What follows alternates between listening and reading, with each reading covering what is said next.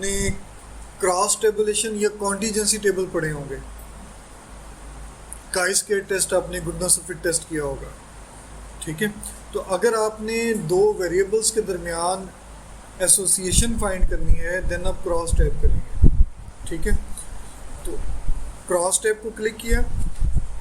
अब association find करने से क्या मुराद होती है? और फॉर एग्जांपल दो वेरिएबल्स हैं, एक है जेंडर और एक है कलर। यानी जेंडर जो है वो किस कलर को प्रेफर करती है। अगर आप डेली लाइफ में देखें, मेल की जो कलर सिलेक्शन है फॉर एग्जांपल ड्रेस के लिए वो डिफरेंट है और फीमेल की डिफरेंट है। मेल की कलर चॉइस और फीमेल की कलर चॉइस। तो हम यहाँ पे ये देखना चाह रहे हैं कि क्या कलर में और जेंडर यानी कलर के जो ग्रुप्स हैं, कैटेगरीज हैं उसमें, और जो जेंडर के ग्रुप्स हैं उनमें कोई ताल्लुक है या नहीं है, उसमें कोई एसोसिएशन, डिपेंडेंसी या आम फहम अल्फाज में कोई रिलेशनशिप है या नहीं है। ये जब आपने चेक करना होगा तो फिर आप क्रॉस टेबुलेशन यानी कॉन्टीजेंसी टेबल के ज़रिए से फाइंड आउट करेंगे। अब आपने यहाँ पे आइडेंटिफाई ये करना है कि क्या ऐसे दो वेरिएबल्स यहाँ पे मौजूद हैं जिनमें आप एसोसिएशन चेक कर सकते हैं।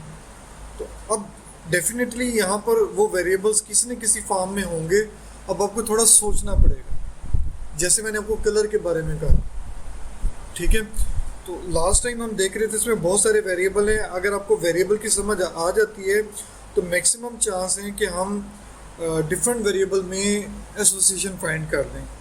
तो बॉटम पे कुछ वेरिएबल्स हम देख रहे थे। एक फॉर एग्जांपल हम अभी जेंडर ले लेते हैं, रोज़ में हमने पुट कर दिया। जेंडर के साथ कोई ऐसा वेरिएबल चूज करते हैं जो हम समझते हैं कि जेंडर और उसका कोई ताल्लुक होगा।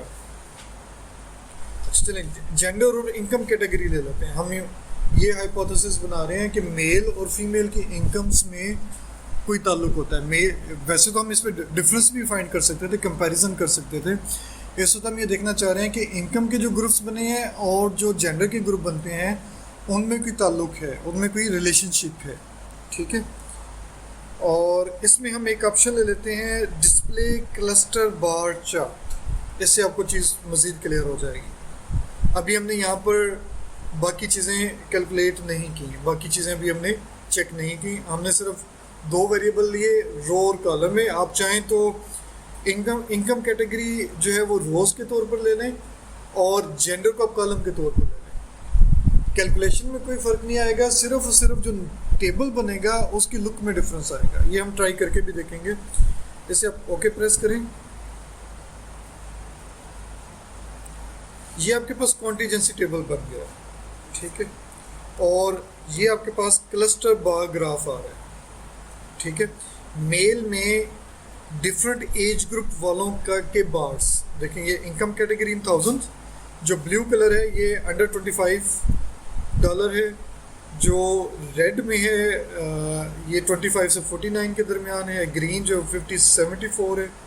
और जो ऑरेंज टाइप है ये 75 से 124।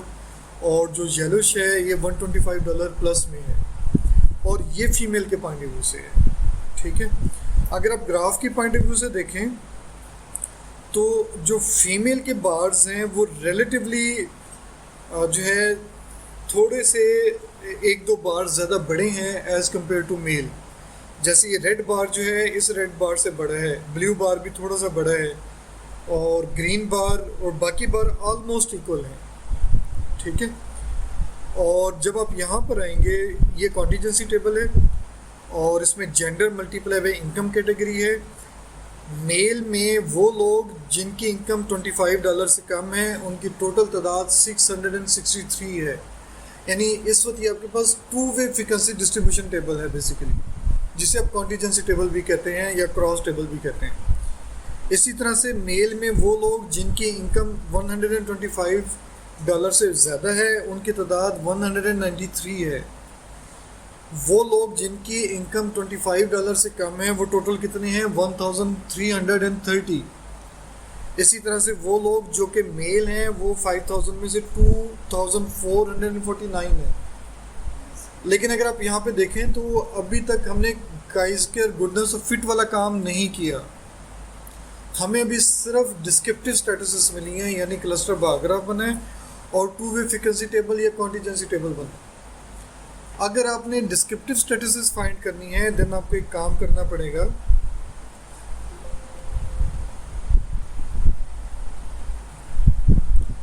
आप स्टैटिस्टिक्स में जाएंगे और इसके टॉप पर है काई स्क्वायर, यानी काई स्क्वायर टेस्ट अब आप कैलकुलेट करना चाह रहे हैं।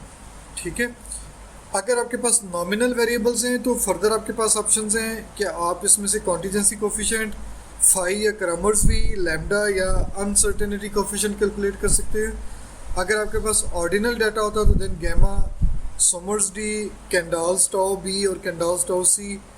नॉमिनल बाय इंटरवल होता तो ईटा, और इसी तरह से बाकी आपके पास कैलकुलेशंस हैं। ठीक है, मैं इसे ओके कर देता हूँ। काई स्क्वायर हमने चूज़ किया था। अब देखिए एक इजाफी टेबल आ गया। इस इजाफी टेबल में chi square, likelihood ratio, linear bye linear association, ये 3 स्टैटिस्टिक्स दी हुई हैं। इनके साथ पी वैल्यूज़ दी हुई है, एसिम्प्टोटिक पी वैल्यू, 2 साइडेड। यानी इस पी वैल्यू की बेस पे हम डिसाइड कर सकते हैं कि काई स्क्वायर का जो एच नॉट है वो एक्सेप्ट होगा या रिजेक्ट होगा।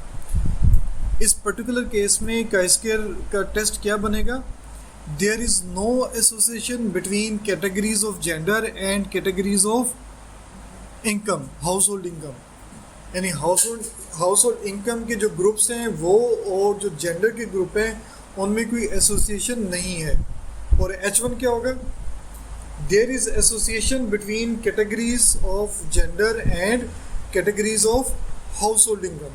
अच्छा, अब पी वैल्यू की बेस पे हमने डिसीजन लेना है। काई स्क्वायर स्टैटिस्टिक्स कैलकुलेट होगी। पी वैल्यू के लिए जनरल डिसीजन हम क्या यूज़ करते हैं कि if P value is less than level of significance, अगर P value level of significance से कम हो जाए, मैं यहाँ पे राइट भी कर देता हूँ ताकि अगर पहले नहीं मालूम तो आप उसे जो है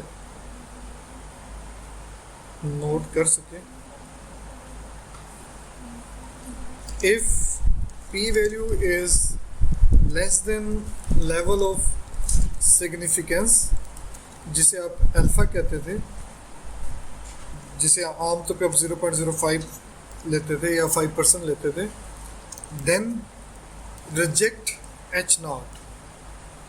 अगर P value level of significance से कम हो जाए तो आप एच नॉट को रिजेक्ट कर दें। समझ आ रही है आपको? और आपको अगर P value level of significance यानी अल्फ़ा 0.05 से छोटी आएगी तो हम एच नॉट को रिजेक्ट कर देंगे। ठीक है, हमारे केस में अगर हम इसका रिवर्स लें, इफ़, वैसे तो हम अदरवाइज भी लिख सकते थे, if P value is greater than level of significance यानी alpha is equal to suppose 0.05 आपने लिया है, देन एक्सेप्ट एच नॉट।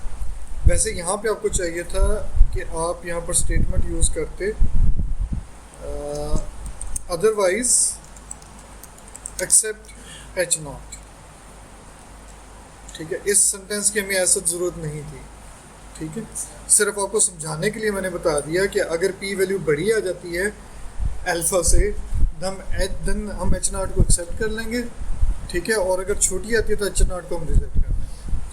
तो हमारे केस में अगर आप देखें तो पी वैल्यू जो है वो 0.05 से बड़ी है, 0.694 आ रहा है अगर आप काई स्क्वायर से लें या लाइक्लीहुड से लें या लीनियर बाय लीनियर एसोसिएशन से लें।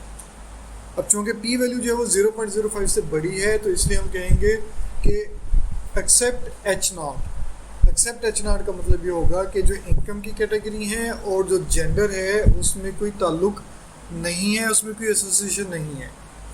अच्छा, हम कोई और वेरिएबल ट्राई करते हैं। इनकम तो हमने ऐसे रैंडमली ले लिया, इसे हमने क्लोज किया और नो किया। इसके बाद हम क्रॉस टैब में जाते हैं, इनकम हमने शिफ्ट किया और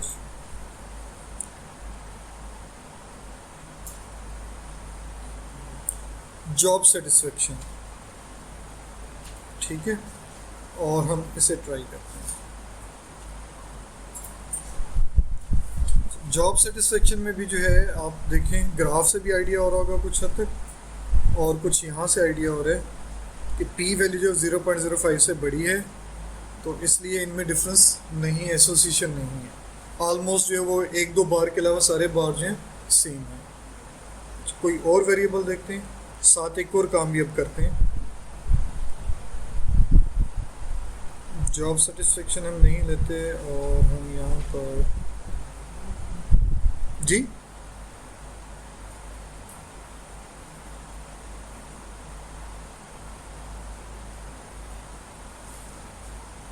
कोई ऐसा जो कस्टमर सेटिस्फेक्शन हो, कोई लाइकिंग डिसलाइकिंग हो।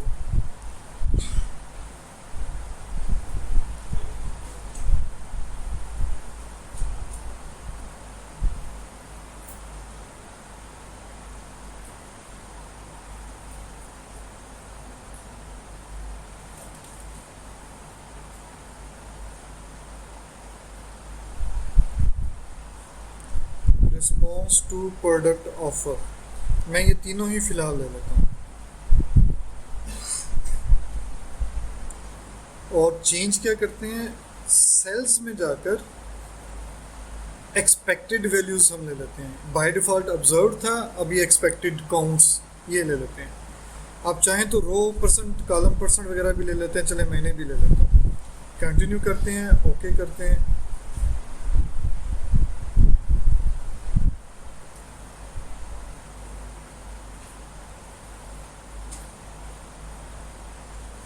अभी भी पी वैल्यूज जो है इसके नॉन सिग्निफिकेंट है और जेंडर और रिस्पॉन्स भी नॉन सिग्निफिकेंट है, थर्ड भी, तीनों ही नॉन सिग्निफिकेंट स्टिल आ रहे हैं हमारे पास, क्योंकि बाई चांस ऐसा वेरिएबल नहीं है जिनमें एसोसिएशन हो या जो लॉजिकली आपस में बनता हो जिसका एसोसिएशन। यहाँ पे इस वक्त जो पॉइंट बताने वाला है वो ये कि यहाँ पर आप एक चीज़ ऑब्जर्व करेंगे कि आपको एक्सपेक्टेड फ्रीक्वेंसी भी दी हुई है, यानी वो जो आप पहले मैन्युअली कैलकुलेट करते थे कि row total multiply by column total divided by grand total, तो हर सेल की इस तरह से आप एक्सपेक्टेड फाइंड करते थे, आपको उसने एक्सपेक्टेड कैलकुलेट कर दे दी, यस की और नो की। इसी तरह से ये परसेंटेज है विद इन जेंडर, जेंडर में परसेंटेज कितने लोग हैं, यानी 2127 की परसेंटेज विद इन जेंडर क्या बनती है, यानी 22,449 में से कितने जो हैं वो मेल हैं, ठीक है, जिन्होंने नो कहा। 2449 में से कितने मेल हैं जिन्होंने यस कहा, ये उनकी परसेंटेज भी आपको यहाँ पर विद इन जेंडर दे दी गई है। और इसी तरह से with in response to product offer two, यानी दूसरे वेरिएबल के लिहाज से परसेंटेज दी हुई है। और इसी तरह से आपके पास फीमेल के लिए है, फिर टोटल है, ये टोटल काउंट्स आपके पास आ रही हैं। तो एग्जैक्टली वही कैलकुलेशंस है जो आपने पहले मैनुअली की होंगी, ठीक है। एसपीएसएस आपको जस्ट चंद क्लिक से आपको परफॉर्म करके दे देते हैं। इसमें एक और ट्राई अगेन कर लेते हैं, सिर्फ एक मेरे ज़हन में एक और रिलेशन आ रहा है कि जो लेवल ऑफ एजुकेशन है और जेंडर है और इस तरह से जो यूनियन मेंबर है इसका कोई ताल्लुक है फॉर एग्जांपल जॉब सेटिस्फेक्शन के साथ, ठीक है। यानी हम ये कहते हैं कि लेवल ऑफ एजुकेशन और फॉर एग्जांपल जॉब में कोई ताल्लुक है, कोई रिलेशनशिप है।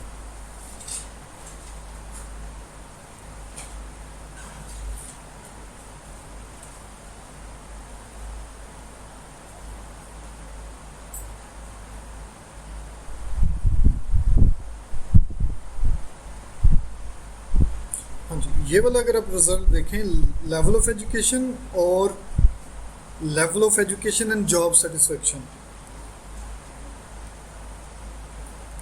Level of education and job satisfaction, इसमें पी वैल्यू 0.05 से कम है, ठीक है, 0.05 से कम है। इसका मतलब ये हुआ कि there is significant relationship between level of education and job satisfaction, ठीक है। और अगर आप ग्राफ को देखें तो यहाँ पर डिफरेंट लेवल ऑफ एजुकेशन में जो सेटिस्फेक्शन लेवल है वो डिफरेंट है। जिनकी एज कम है,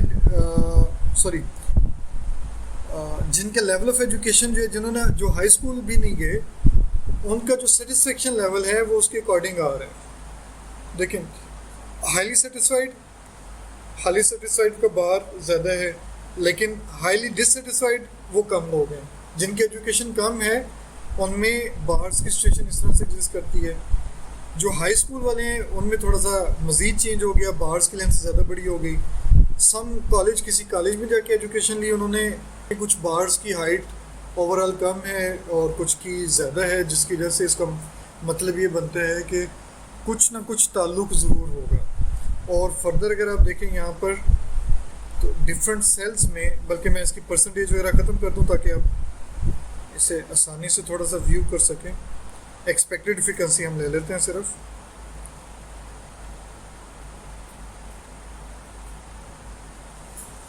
अब ये देखें कि वो लोग जो कि did not complete high school और हाईली डिससर्टिफाइड हैं वो टोटल 124 हैं, ठीक है। इसी तरह से जो पोस्ट अंडर ग्रेजुएट डिग्री जिनकी थी और हाईली डिससेटिस्फाइड थे वो 77 है, और जो हाईली सेटिस्फाइड थे वो जस्ट 51 है, और जो total post graduate under graduate थे वो 361 है टोटल तादाद में। तो डिफरेंट सेल में जो तादाद है वो डिफरेंट है। तो इसका मतलब ये है कि यहाँ पे चांसेस हैं कि कोई एसोसिएशन या कोई ताल्लुक़ एग्जिस्ट करता होगा इन ग्रुप्स में, ठीक है। इसी तरह से आप थर्ड वेरिएबल भी देख सकते हैं। थर्ड वेरिएबल नॉन सिग्निफिकेंट है, और इसके बार्स आप देखें आपस में बार्स जो हैं वो रिलेटिवली एक दूसरे से बहुत क्लोज हैं, ठीक है। और ये वाला बार भी देखें तो रिलेटिवली यानी डिफरेंस है, लेकिन इसे आप इग्नोर कर सकते हैं, कोई बहुत ज़्यादा डिफरेंस नहीं है। इसके अगेंस्ट अगर आप यहाँ पर देखें तो आपको इनमें जैसे ये बार बहुत छोटा है, ये रिलेटिवली बड़ा है, ये बार बड़ा है, ये छोटा है, ये वाले रिलेटिवली क्लोज हैं, ठीक है। इनमें थोड़ा सा डिफरेंस एग्जिस्ट करते हैं। तो वो उस डिफरेंस की वजह से आपके पास एक कुछ हद तक आइडिया हो जाता है आपके इन स्टेटसेस की बेस पर कि देयर इज़ एसोसिएशन। प्रॉपरली हमने चेक किया इसके स्टेटसेस की बेस पर, और अब ये देखें इसके 16 डिग्री ऑफ फ्रीडम आ रहे हैं। 16 डिग्री ऑफ फ्रीडम क्यों आ रहे हैं कि आपके पास जो लेवल ऑफ एजुकेशन की जो कैटेगरीज हैं वो 5 हैं, 1 2 3 4 एंड 5, और एजुकेशन की भी 5 हैं। काइस्केर की डिग्री ऑफ फ्रीडम फाइंड करने के लिए आप क्या करते थे, number of rose -1 multiply by number of column -1। रो में से एक माइनस करेंगे 4 आएगा, 5 -1, कॉलम में से एक माइनस करेंगे 4 आएगा, 5 -1। अब यहाँ पर एक और चीज़ आती है, सिर्फ काइस्केर के वाले से मैं बता देता हूँ कि सपोज आप जो है आपने बुक का एक डाटा लिया, बुक में एक डाटा मौजूद था काइस्केर का।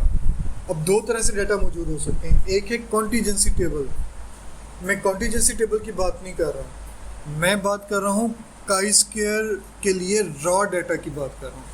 उससे क्या मुराद होगी, फॉर एग्जांपल अभी हम यहाँ पे जैसे हमने एक तरफ जेंडर की बात की और सपोज एक तरफ मैं जॉब सेटिस्फेक्शन की बात कर लेता हूँ, gender and job satisfaction.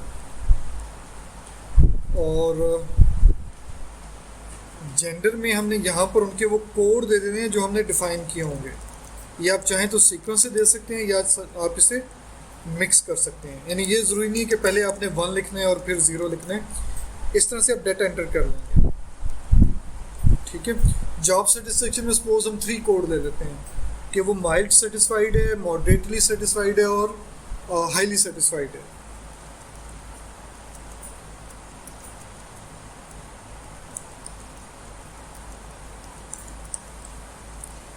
SPSS में कॉन्टीजेंसी टेबल बनाने के लिए आपको दोनों वेरिएबल का डाटा इस तरह के फॉर्मेट में चाहिए होगा।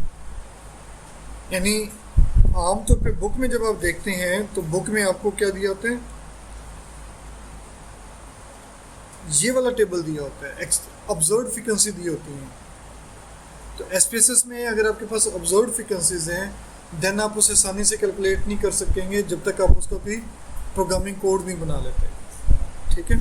तो अब इसका मतलब ये हुआ कि अब आप कोई ऐसी बुक सर्च करेंगे जिसमें डाटा इस तरह के फॉर्मेट में दिया होगा।